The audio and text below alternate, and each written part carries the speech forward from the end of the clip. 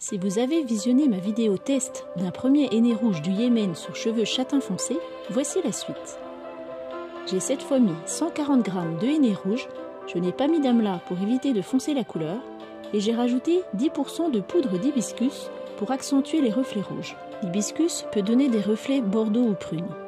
Il est également hydratant, fortifiant, stimule la pousse, antipelliculaire, apporte brillance et souplesse et facilite le démêlage. Petit rappel des étapes.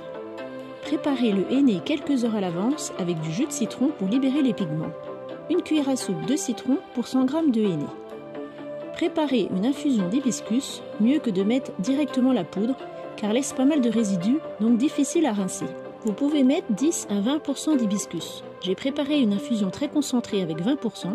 Il me restait 28 g, donc pile 20% par rapport à mes 140 g de henné, que j'ai infusé dans 100 ml d'eau très chaude pendant 5-10 minutes. L'infusion est à filtrer. J'ai utilisé pour ce henné que la moitié et j'ai conservé l'autre dans un flacon au frigo. Se conserve quelques jours, que je vais utiliser pour un shampoing solide, donc pensez à vous abonner si vous êtes intéressé par ce sujet. Intégrez l'infusion au henné. L'hibiscus étant acide, il est compatible avec un henné préparé au jus de citron, ce qui n'aurait pas été le cas avec la poudre de Garance qui s'utilise aussi en infusion. Elle est réputée être encore plus efficace pour obtenir un rouge plus intense. L'intégration se fait quand vous le souhaitez. Le mieux au début, surtout si préparé sans citron. D'ailleurs, les deux étant acides, on peut diminuer la quantité de citron en cas de cheveux très secs, pour éviter de les assécher encore plus. Réchauffez le henné au bain-marie, ajoutez de l'aloe vera et du sirop d'agave. Le yaourt et le miel sont souvent utilisés aussi.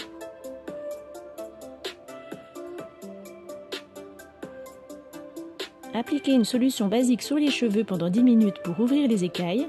Une cuillère à soupe de bicarbonate de soude pour 1 litre d'eau et rincez. Appliquez un produit gras sur le front, les tempes, les oreilles et le cou et appliquez le henné sur cheveux humides. Procédez bien par étapes.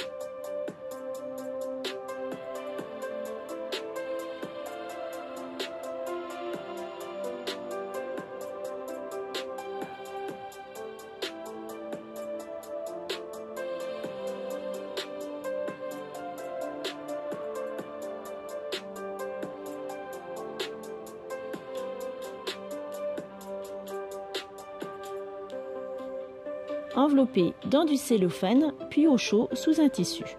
Laissez poser 3 heures ou plus. Après ce second henné, nous ne sommes pas encore parvenus à la couleur désirée et uniforme, encore des zones de cheveux très foncées et pas assez visibles à l'intérieur.